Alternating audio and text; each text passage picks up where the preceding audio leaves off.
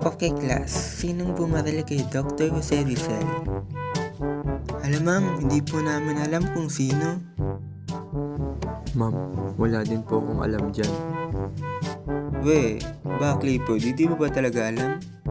Class, seryosong tanong to. Ikaw ba, OC? Alam mo ba kung sino? Naku po ma'am, mas lalong wala pa akong idea kung sino.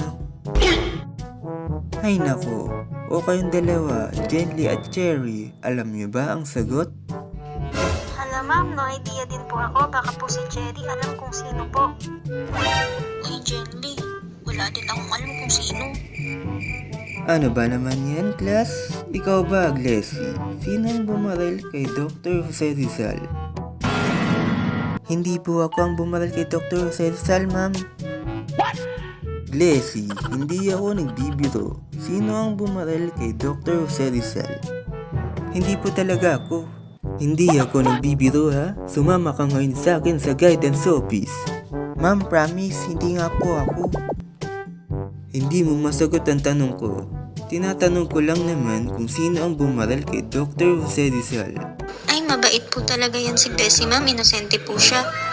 Yes, ma'am. Hindi po talaga siyang bumaril kay Dr. Jose Rizal. NANI?!